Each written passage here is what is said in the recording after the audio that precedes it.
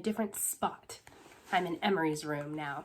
I'm going to read you a story today, and I wanted to go in Emery's room so I could have the books behind me, like we're in a library. Okay? Today I'm going to read you a book called Houndsley and Catina and the Quiet Time. And this book is all about two characters, one named Houndsley, because he's a hound, and one named Catina, because she's a cat. And they're both stuck inside because it's a snowy, snowy day. And I decided to read this book to you because a lot of us are stuck inside too, huh?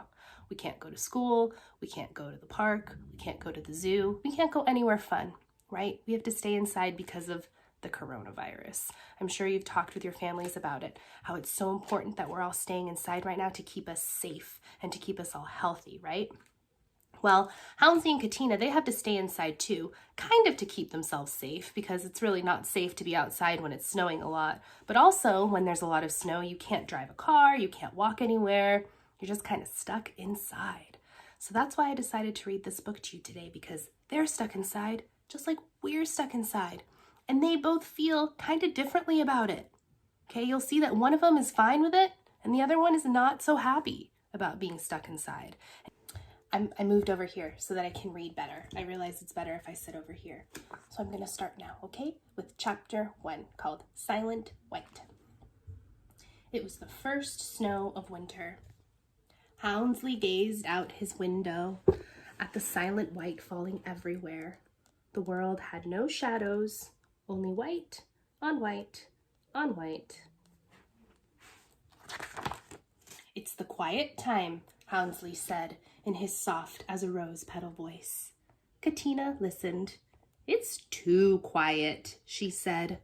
"Oh," said Houndsley, "but that is why this is my favorite time of year. In the quiet time, everything stops. I think we may be snowed in." "Snowed in?" Catina cried, jumping up to join Houndsley at the window. "But this is terrible. What about the concert tonight? I was going to get my whiskers curled and buy a new dress, and we're in charge of refreshments." "We have all day to bake cookies," Houndsley said. "Your whiskers look fine just the way they are, and you have plenty of dresses you can wear. The stores might not even be open today. It's a storm, Catina. There's nothing to do but enjoy it. Isn't it beautiful?" "A storm isn't beautiful," Catina replied. "A storm means not being able to do all the things we had planned on doing." "Oh, no." "What is it?" Houndsley asked. "What if we can't have our concert? We've been practicing for months." "What will be," Houndsley told his friend. "Let's enjoy the day. We can still practice, and if there's a concert tonight, we'll be ready for it." Houndsley returned to his cello. Catina picked up her clarinet. Before they began to play, Houndsley said, "Listen, Catina, can you hear it?" "Hear what?" "It's quiet. It's almost like music." Suddenly, there was a loud crash from the house next door. Houndsley's neighbor Bert was practicing for his part in the concert. Bert played the cymbals. "Houndsley," said Catina, "I do not think Bert understands about the quiet time." Chapter 2, The Island. The snow kept falling.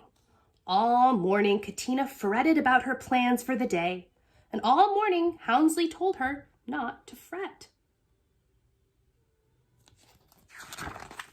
Finally, Houndsley said, "Let's pretend that we are on an island.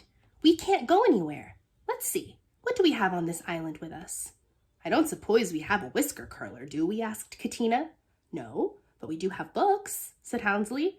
He pulled a book from the shelf and sat down on the sofa, patting the cushion next to him.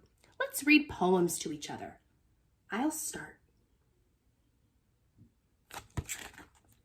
At first, Catina had a hard time paying attention. She looked out the window and wished that the snow would stop. But when it was her turn to read, she found a poem that made her laugh. And then Houndsley read a poem that made her cry. "I am not a very good writer," she told Houndsley, after they had read for a while longer, "but it might be fun to write poems, even bad ones." "I think there may be paper and pencils on this island," said Houndsley. For a long time, the two friends wrote poems and read them to each other. "I'm sleepy," said Catina. "My brain is tired." "Well, why don't you take a nap while I fix lunch?" Houndsley suggested. "Good idea," said Catina with a yawn. After their lunch, Houndsley and Catina baked cookies. Then they played board games, because there were board games on their island, too.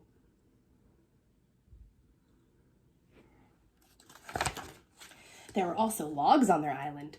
Houndsley and Catina built a fire and talked about what they saw in the flames. And then they grew still and didn't talk at all. At last, Catina said, "I think there are dreams on this island." "What do you mean?" Houndsley asked. "Oh, I was just dreaming about all the things I'd like to do someday, and then I thought that dreaming about them is almost as good as doing them." Houndsley nodded. "Sometimes dreaming is even better than making plans," he said.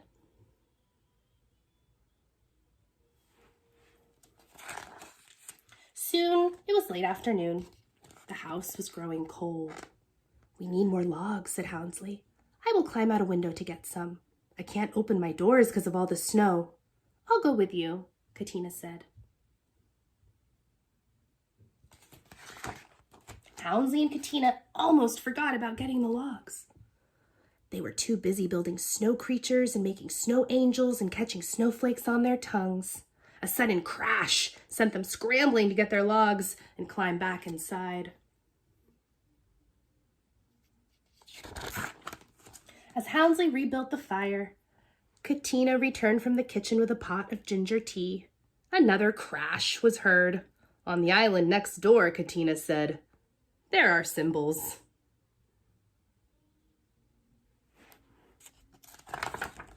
Chapter 3, The Concert. The sound of cymbals crashing was replaced by the sound of a shovel scraping against the sidewalk in front of Houndsley's house. "Houndsley! Catina!" cried Bert. "It's time to go to the concert!" Houndsley and Catina looked out to see their friends and neighbors trudging through the snow with their instruments. "But I have to go to my house and change my clothes," said Catina. "No one will see a fancy dress under a coat," said Houndsley. "Besides, a concert is for listening, not for looking." Houndsley handed Catina her coat and a pair of snowshoes. "I've been practicing all day," Bert said excitedly to his friends as they slowly made their way through the snow. Houndsley and Catina smiled at each other and said nothing. "I'm sad that we've left our island," Catina whispered to Houndsley as they joined the others at the light-strung gazebo in the park. "I like the quiet time." Houndsley nodded. "I was looking forward to this concert," he said, "but it seems a shame to make noise tonight, even if it is music."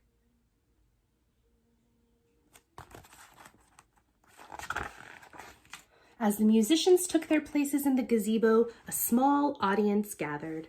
The houses around the park had their windows open so that those inside could listen too.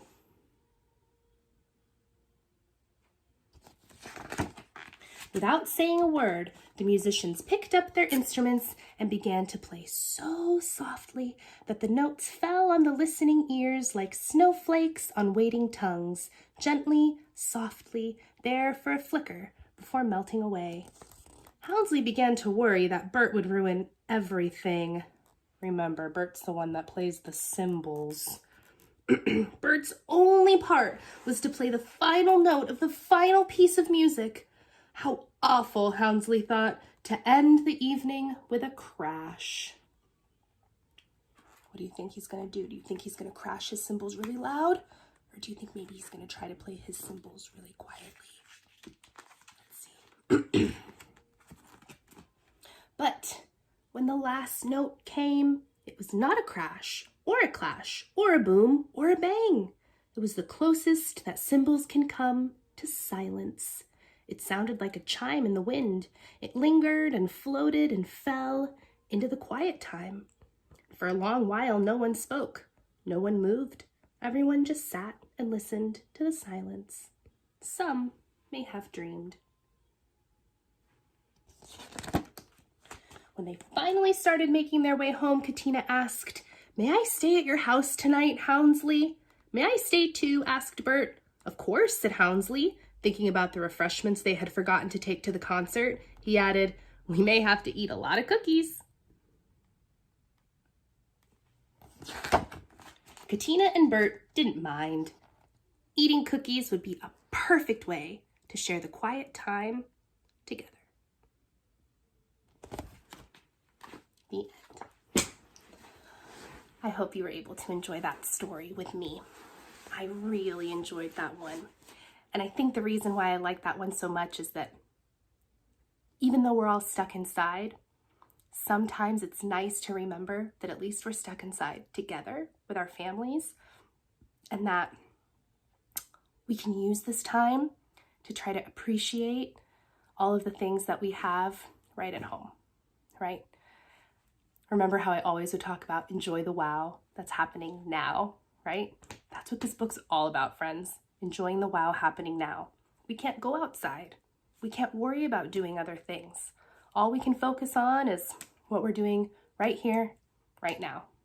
And I hope that you were able to spend some time right here, right now, enjoying that story with me. Why don't you take some time to answer some of the questions that I wrote in your OneNote? Talk with your families about it. Listen to the story again if you have to. About Houndsley and Catina, okay?